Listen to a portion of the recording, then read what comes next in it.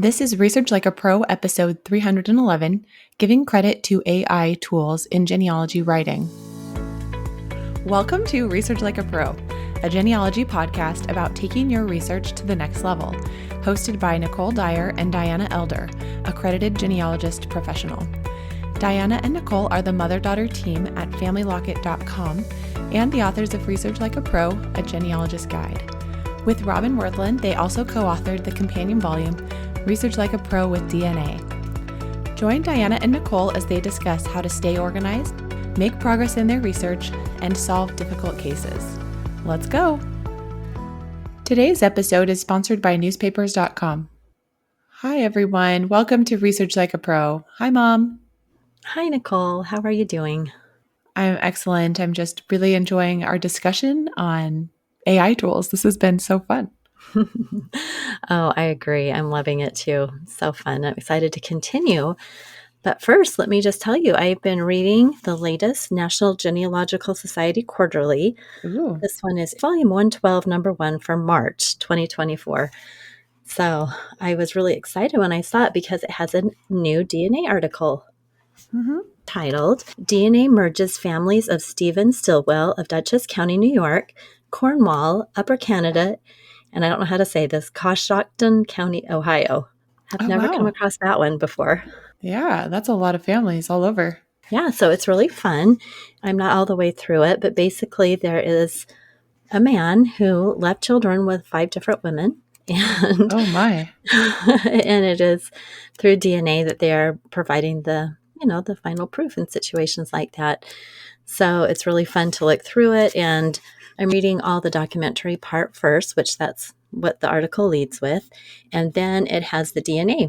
And so there's a figure for each one of the different women and their descendants and the DNA test takers. So, Wow.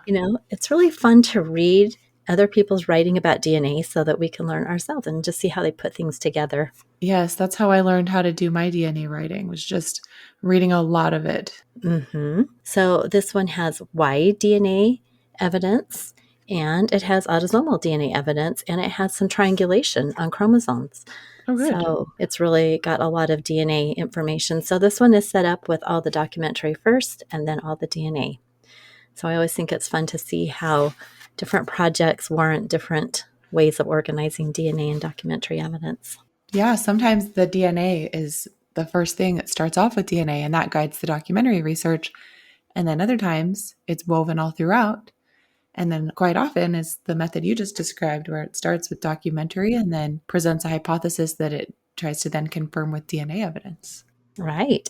And I don't think I even mentioned the authors yet. So this is by Patty Hobbs, who's a certified genealogist, and Barbara Garrison, who is a PhD. Oh, neat. Yeah, it's always so neat to read these articles and see what kind of things people are working on, because it's just amazing the different kinds of cases out there. Oh my goodness, a man with children. I mean, we see that before, but we don't have that in our own family history, so I haven't really worked on something like that before. That we know of. Yeah, actually. Not 5 different women. There was Thomas Bradley in England who had illegitimate children with several women, including our ancestor, but never married any of them. Oh, okay. That one was fun to discover. But the records, I mean, it was a little tricky. I can only hypothesize about some of them because there aren't super good records of all of the children being his son or his daughter, but there were like some bastardy bonds in the parish and things like that. Well, that would be fun maybe someday to track down DNA matches through him and those different women. Interesting. Yeah, at the time I looked and there weren't too many matches for that line. And part of it is that those people stayed in England and didn't have very many descendants or haven't tested. Right. Well, for today's announcements, if you are working in Airtable and struggling to feel like you've mastered it, I encourage you to check out our 2 PDF download Airtable guides that we have for sale on our website. They're $10, and the titles are Airtable Research Logs for Genealogy, Quick Reference, and that's in its 2nd edition, so we updated it just this year.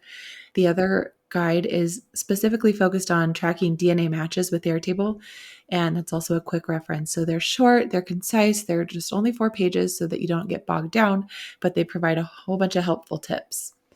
Also, our upcoming Research Like a Pro webinar for July is Who is Grace Brown's Mother? Presented by Mark Thompson, who's a graduate of Research Like a Pro with DNA and also has been a peer group leader in our recent DNA study group. And he has been speaking about artificial intelligence. So he's wonderful and has a lot of great things to say on his blog, makingfamilyhistory.com. So check it out. Grace Brown's Mother is a lecture about confirming Anne Hayes as the biological mother of Grace Brown. It's a 3-generation study tracing a matrilineal line back to the great-great-grandmother. And Grace was born in England and then died in Massachusetts. So that helps you kind of see what it will be about. And if you haven't registered for this year's webinar series, we encourage you to do so. And you'll have access to watch all the recordings for each month, even if you sign up after it's already started. The next Research Like a Pro study group is starting in August of this year. Registration is already open and there may still be additional spots if you're interested. So be sure to check our website to see if you can sign up. And we have coming up at the end of July our artificial intelligence workshop, Research Like a Pro with AI, to learn how to incorporate AI into all the steps of Research Like a Pro to help you become more efficient and accomplish more with your limited time without losing your personal style and voice and expertise and without introducing inaccuracies into your work. So if you're interested in AI, we hope that you'll join us. And as always, if you would like to get our weekly newsletter, it comes out every Monday. You can join our newsletter email list, and often we include coupon codes for some of our different courses and publications. Well, we hope to see you at the virtual professional management conference by the Association of Professional Genealogists. We're going to be attending and we'll be virtually there. So we hope to see you there September 19th through the 21st. Well, today we're picking up with our second episode about disclosing and citing AI tools in our genealogy writing. That'll be fun to talk about again today. Right. I'm loving learning about AI, and it's so fun to kind of be at the forefront of this. It's just starting out, and we're all learning as we go. Right. That's what it feels like. It feels like I'm learning as I go, and I've already made a bunch of mistakes with using AI for different writing projects that I wouldn't do anymore. But hey, we just have to recognize that and try to get better. Yep. Well, let's talk about giving credit and citing AI tools and this idea of, how do we give it credit? It's not a human, but it did help write some of our words. So experts generally agree that listing an AI chatbot as an author or contributor is not appropriate since an AI chatbot isn't human and therefore cannot take responsibility for the writing. So that kind of comes into play with probably other fields where there could be legal implications for the writing or any other kind of implication where someone has to take responsibility for the writing. That can also be applied here. I think it's good to think about the fact that anything we write, we are taking responsibility for that. And an AI chatbot cannot take moral or legal responsibility for things that it produces. So we are the human in the equation. And that's a quote from Steve Little in the NGS course. He used to say that. We're the human in the equation. We're the human using the AI tool. So we have to take responsibility for it. And we have to check it and we have to make sure that the material it produces isn't copyrighted and that kind of thing. Well, another consideration is that some of that training data that the generative text models are using came from others' work that was published online. And often the model gives us ideas or text, but we need to cite the underlying works used as the model's training data. Well, how do we even know what it's using? One way that I kind of choose to use the models is by providing my own facts and information and simply having it put it into words instead of generating new ideas and generating new text, and I don't know where it came from. Some models can provide sources for where their information came from. We can also mitigate this issue of copyright by providing the information and citations ourselves, like I said, and just asking the model to assist with putting it into coherent paragraphs. For example, Google Gemini, after it generates several paragraphs, you can click the check with Google button, and then it can search for any sites, anything in a Google search that has that information. And you can then cite it. You can check to see if it's copied it word for word or whatever. And so that can assist us with finding the underlying work that was used for training data. So it's just a matter of understanding that the large language models or generative text models were trained on others' work published online. So important to know where this information is coming from. Well, many editors of scholarly journals have come together and created a statement on the responsible use of generative AI technologies in scholarly journal publishing. And they suggest that authors who use generative AI to summarize literature, form ideas, make outlines, write drafts, and revise text should disclose this to their editors, reviewers, and readers. Yet, because the technology is so new, they have decided not to recommend rules for how to disclose it. So they know there's a need to disclose it, but what are the rules? We all want rules, right?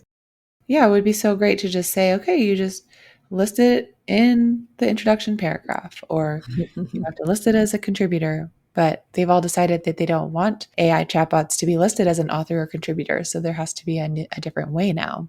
So in that statement, it's called the Editor's Statement on the Responsible Use of Generative AI Technologies in Scholarly Journal Publishing. So in that, they said, since generative AI is constantly changing and the scholarly community is only beginning to experiment with it, it is not prudent at this time to promulgate hard and fast rules for how generative AI should be disclosed. We recommend, however, that disclosure should describe how the AI was used and should identify AI generated content. Authors should err on the side of too much transparency rather than too little. When in doubt, disclose. Some ways of disclosing the use of generative AI could include describing the use in a paper's introduction, methods section, appendix, or supplemental material, or citing the generative AI tool in the notes or references. So I thought that was such a good idea that although we're not sure the best way to do this yet because it is so new, here are some things we do agree upon. And these editors are saying that they think we should definitely err on the side of too much transparency rather than too little. And there's a lot of different places we can put it. The methods, the introduction, the notes. As genealogists, we don't usually use methods sections, but we do have limitation sections in our research reports. And in the notes and references, a really good place to disclose that. I like all those ideas. Well, there's some additional ideas for disclosing use of AI tools in published papers that comes from the Computational Linguistics Conference. In 2023, the Association of Computational Linguistics Conference, the program chairs created a policy on AI writing assistants, and they defined 6 different ways AI can be used in writing assistants and proposed methods for citing the AI if necessary. Yeah, let's go through each of these different ones and talk about them. So, the first one is language assistance. And this is one where most people don't think that AI tools need to be disclosed. It's like Grammarly or spell checkers, dictionaries, AI tools that are just doing simple grammar checking. That doesn't need to be disclosed. So, I thought that was helpful.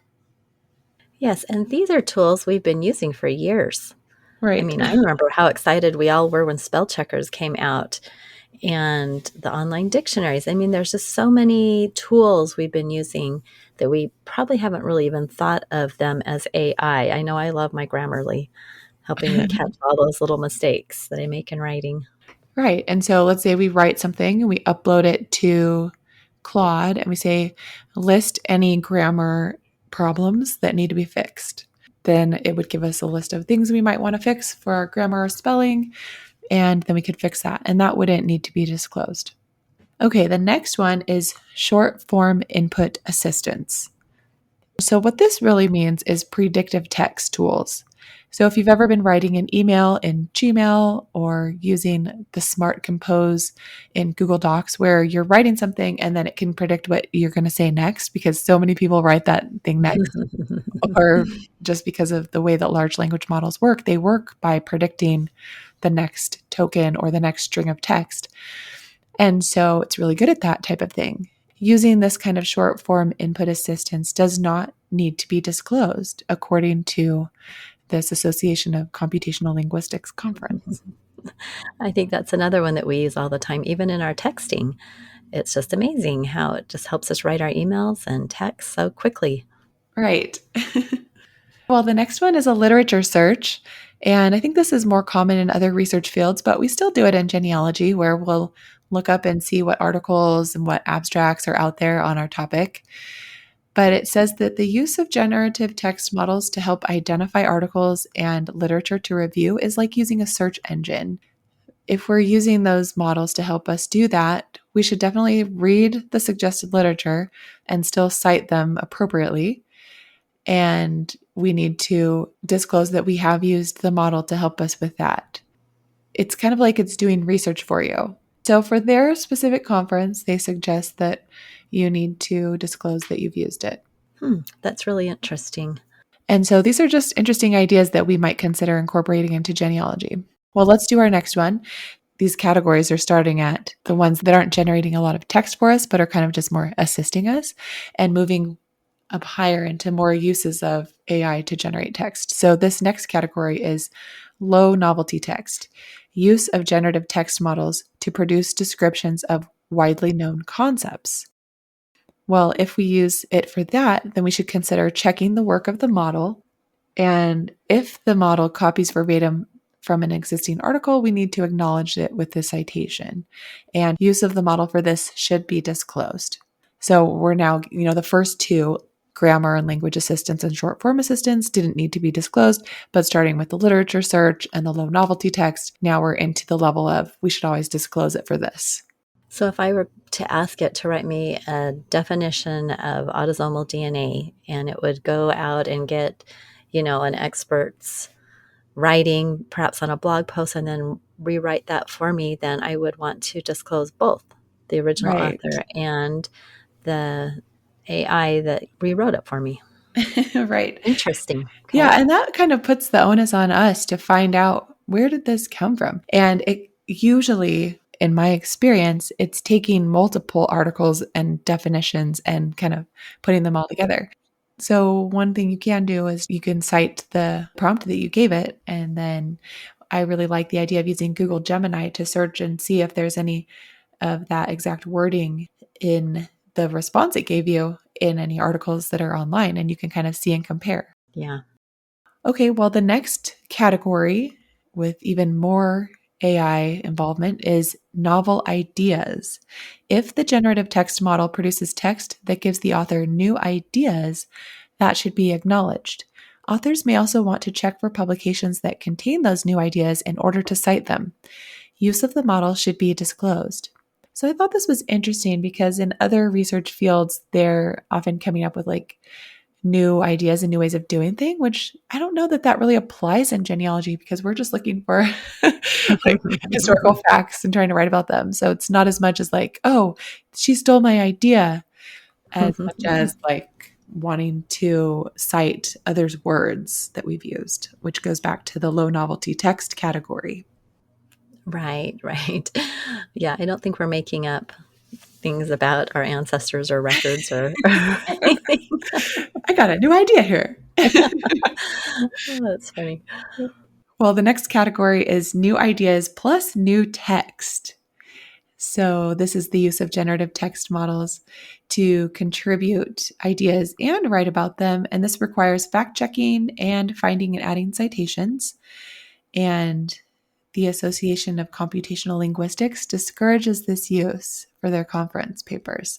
And they suggest that authors who do use models for this purpose should disclose its use and let the peer reviewers know that they have done their due diligence to cite any other works that the model may have been trained on. So, yeah, that's an interesting one. And then their last one in the 2024 call for papers, the ACL, which stands for Association of Computational Linguistics, they added a seventh usage that needs to be disclosed, and that's assistance with code writing, which you may have heard that ChatGPT can help you write Python scripts and things like that. So if you're doing that, you should disclose that as well.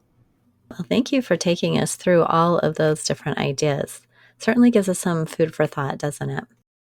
Well, let's have a word from our sponsor, newspapers.com. This episode is brought to you by newspapers.com.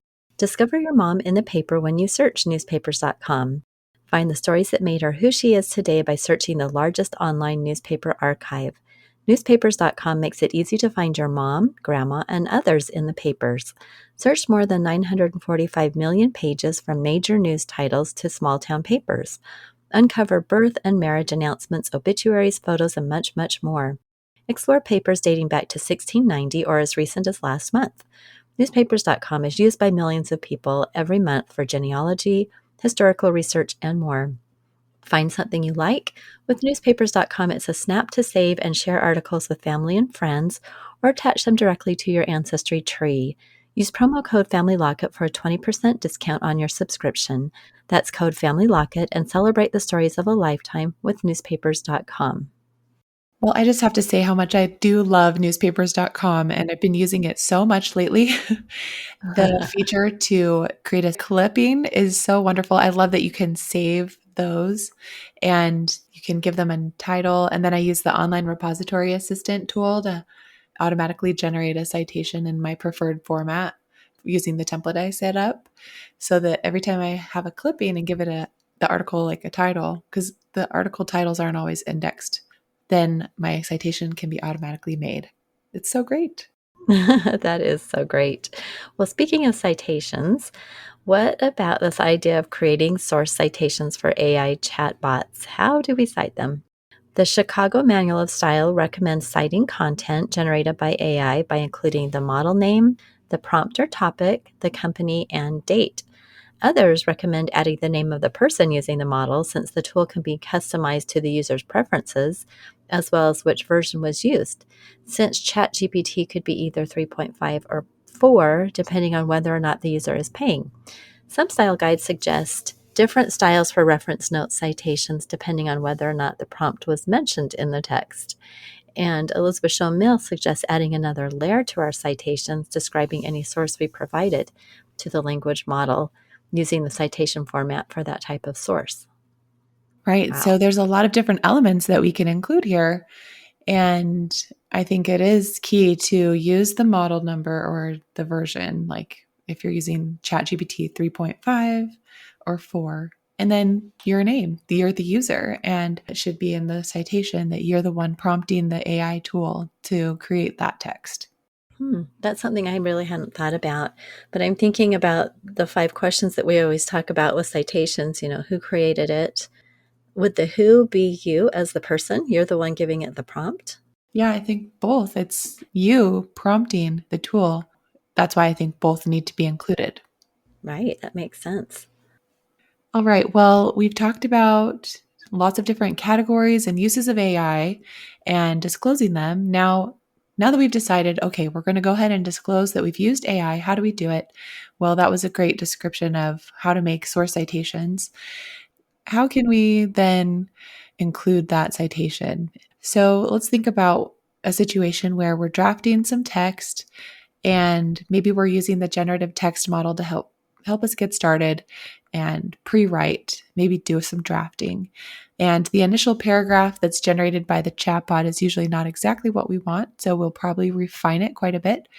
And so the process of using it could look like this. You provide a prompt with your own ideas of what the paragraph should say. The AI tool drafts the paragraph. Then you refine the paragraph through additional prompts.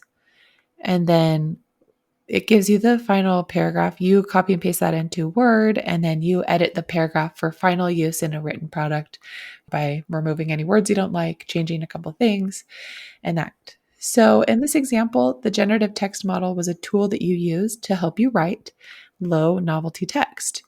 So, that was category number 4 that we talked about. And the model was not coming up with new ideas, it was simply taking your idea and putting it into words. And this is similar to the ability of like a family tree software program that is capable of generating narrative reports from the facts we provide, but it does like a little bit better than those templates. The AI generative text model is a tool to help us take our data, our structured data from like a spreadsheet or just data we've copied and pasted, and create a readable narrative output. So, unlike family tree programs where the output usually looks and sounds like a report generated from a family tree program, the generated text by large language models can sound very human-like and often can avoid detection.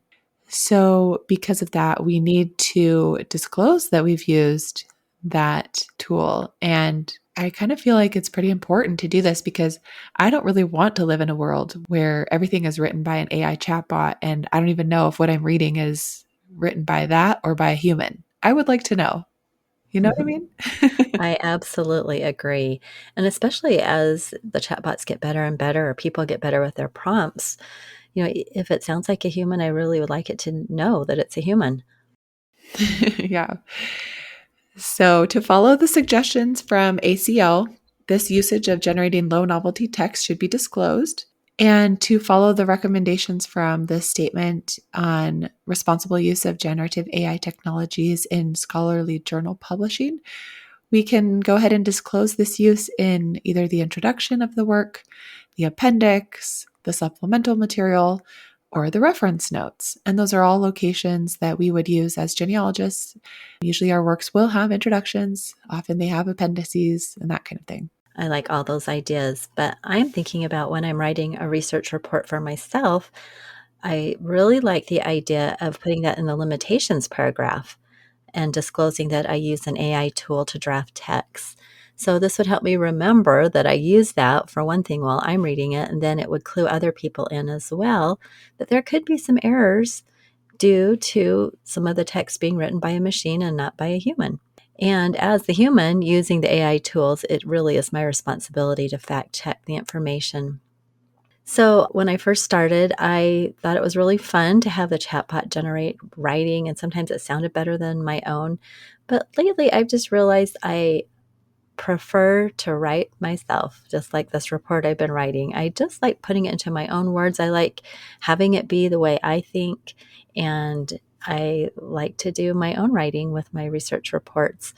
So even though the chatbot can have flowery language and have all these fancy ways of saying things, I think that with genealogy writing, the more simple and clear, the better. And from my prompts, I read some writing that was just hard to even understand what it's trying to say. It's just using a lot of big words.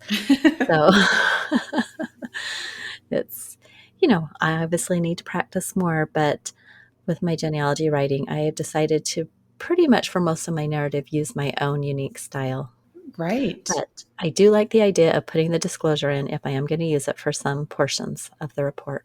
Right. And the limitations section, such a great place for that with the research report, because we already have a limitations section where we're talking about I was limited to 20 hours or this time frame from February to May, or I wasn't able to visit this on-site repository that had relevant records. And a machine helped write some of the information. Right, right. It's perfect. Well, I would only feel comfortable using AI tools for client reports at this point for simple uses, like summaries of long transcriptions that I made or that I worked on with Transcribus, and then generating a results summary after I've already written the report myself. So I would cite my use of the tool for this in a reference note citation. You have maybe a introduction of a probate file and then a paragraph that summarizes it and then a footnote that says that this was a summary written by Claude version Opus at Anthropic and the transcription was created by Nicole Dyer from this probate file. So you have like 3 layers of the summary and then the person who made the transcription and then the original source of the probate. So you could do it all in one reference note. And this is just a great way to incorporate some time saving ways of using AI into our client reports and then appropriately disclose and cite it. And I think the client would really appreciate that because instead of having to read, a 4-page transcription, which they still will have, we'll still give that to them, but it will help the research report flow. And then that can be included in an appendix or an attachment. Well, I am thinking about some AI that I used in my research report, and I had found a deed on Family Search's new full text search. And Family Search is using AI to basically transcribe that document for you. So I had taken that transcription that Family Search gave me, put it into a chatbot. I used ChatGPT and asked it to summarize it, and it did a really nice job of summarizing that for me. So now I can go and make a citation that I use that to create a summary. I think that's perfect. Yeah. So going back to client reports, we would want to put in the limitations for that AI was used and just spell out exactly what it was used for. It was used for helping summarize this transcription and for creating the results summary or the executive summary or whatever the case may be. It can save a lot of time. And if you are kind of gun shy of trying to create your own abstracts or your own summaries of something like a deed, which has a lot of boilerplate language, that is such a good way to use AI because it can take that out and just leave the real nuts and bolts of the actual document for you. But then you would, of course, always want to fact check it and make sure that you haven't lost any meaning in that summary. Yeah. Or you have to watch out for inferences. And I've been playing with this quite a bit, and I use it a lot in my own research, summarizing a transcription for my research log. I like to have a little idea of what was in that source in the research log, but I don't always want my full transcription in the log. Sometimes it will add in a little sneaky thing here and there. So you have to watch out for those inferences or those additions. So fact checking it is really important. And this is another example where if you're just a newbie genealogist, maybe you need to do the transcription and summary yourself because you are learning as you do that. Some of these tools I think can really speed it up if you are more advanced and you have done 100 deeds, you know what a deed is. But when I think back to when I just started working with deeds, I really needed to do the work myself to learn better. So just something to think about. That's such a good tie back to our episode before this, where we talked about, when students are learning how to write, that's not a good time for them to use AI tools because they have to actually do it to learn it. Hmm. Same here, that doing the transcriptions ourselves and the abstracting ourselves is how we learn. And then, yeah, once we've done it 100 times, we can really speed up the process by having the abstract and stuff be done by the AI tool. We can fact check it and make sure it looks good and then move on. Right. For the NGS workshop that I taught about using research logs and timelines to help you generate research reports with AI tools, I used one of my previous research projects on Baldy Dyer. I had created a timeline for him and a research log, but then I never wrote the report. I just must have gotten busy. And it was a few years ago. And so in the meantime, I had received a record that I ordered from National Archives, a bounty land warrant application. He died in the War of 1812. And so I had added that to my log. And then I decided to go ahead and try using Claude by Anthropic to help write the research report. So I went ahead and uploaded a CSV file of my starting point timeline and asked it to generate sentences and a paragraph for the beginning of the report about what was known at the beginning of that research session.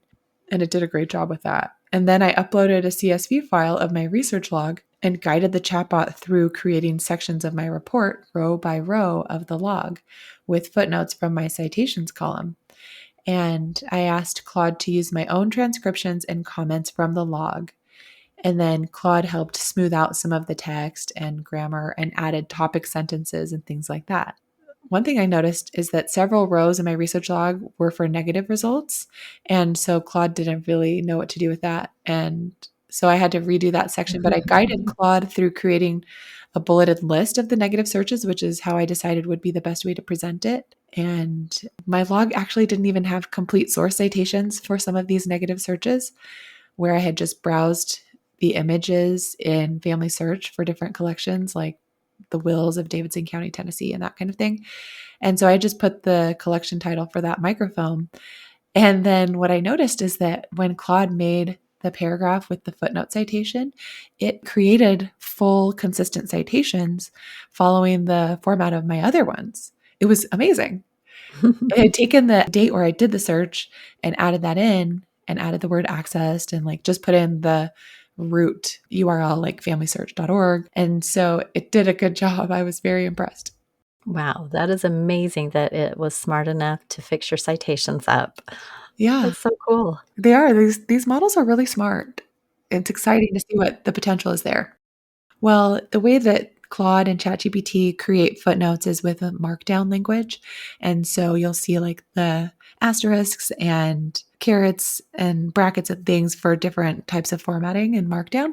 And so I used Writage from writage.com, and this is a plugin for pasting Markdown into Microsoft Word. So I used the free trial of that, and I actually ended up purchasing it because I loved it so much. But it can copy the text and the footnotes generated by Claude and ChatGPT, and it can paste it into Word and preserve the formatting so that the footnotes were just super automatic. I didn't have to do anything with that. It just took the footnotes from my log and just eliminated that whole step of you having to copy and paste it into your report.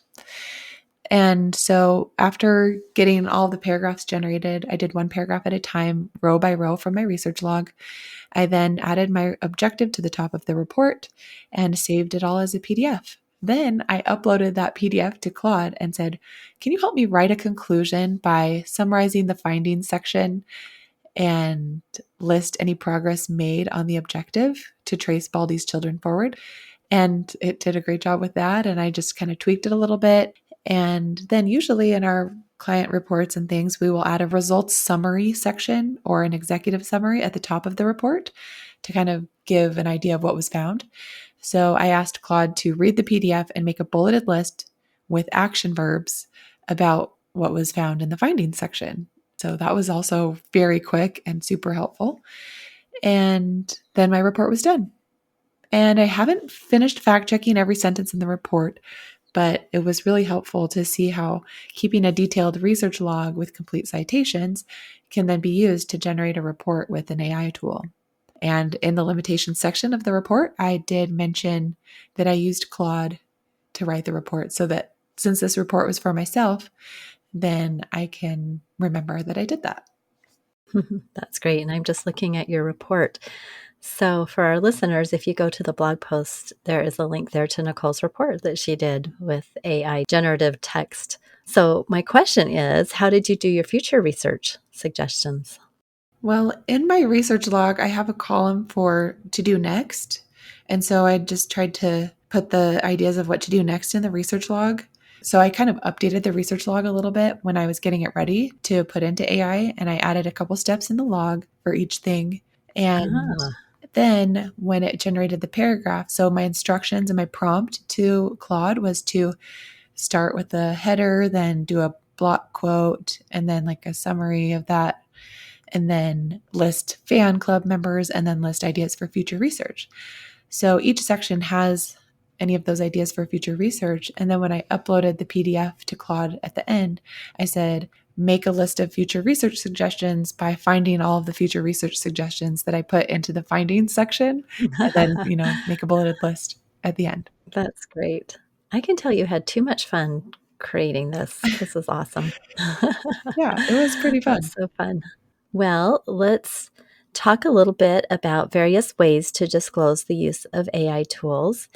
And I think, Nicole, you've decided after all your study that it's almost always a good idea to disclose this when you're using it to generate text.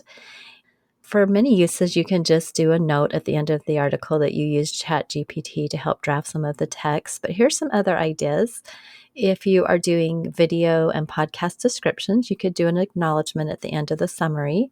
If you're writing a blog post, you could put that acknowledgement in reference notes, citations, or an acknowledgement at the end of the article. If you're writing to yourself a report, like a research report, you could put it in the reference notes and the limitations section.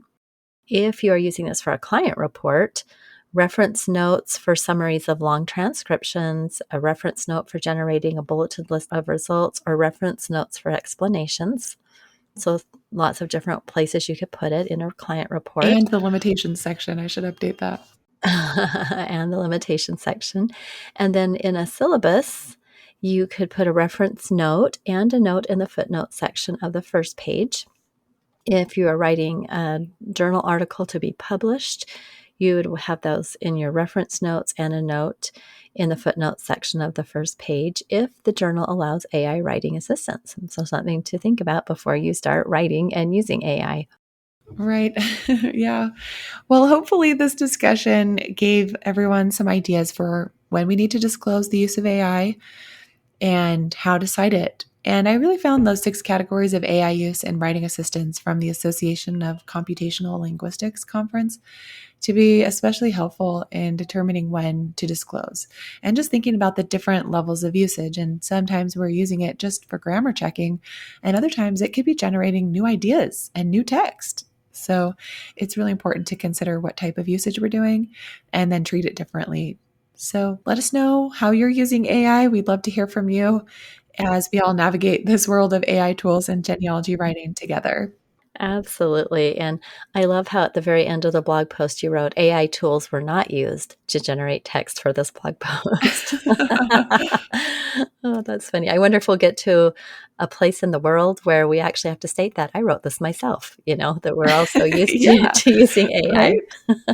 I know. I saw somebody else do that and I was like, oh, that's interesting. Yeah. So I'm going to do that too, because since I've been talking so much about using it in this article, I need to say, just so you know, I didn't use it for this. Wrote it myself. Every word came out of my head.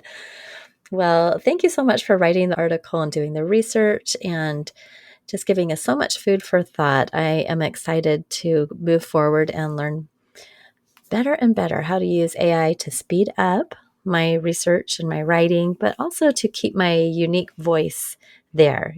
What's the balance? I think that's what we'll all be working on in the future. So thank you. Thank you. And thanks everyone for listening. We hope you've enjoyed this discussion on AI, and we will talk to you next time. All right. Bye. Bye-bye. Thank you for listening. We hope that something you heard today will help you make progress in your research. If you want to learn more, purchase our books, Research Like a Pro and Research Like a Pro with DNA on Amazon.com and other booksellers. You can also register for our online courses or study groups of the same names. Learn more at familylocket.com/services. To share your progress and ask questions, join our private Facebook group by sending us your book receipt or joining our courses. To get updates in your email inbox each Monday, subscribe to our newsletter at familylocket.com/newsletter. Please subscribe, rate, and review our podcast. We read each review and are so thankful for them. We hope you'll start now to research like a pro.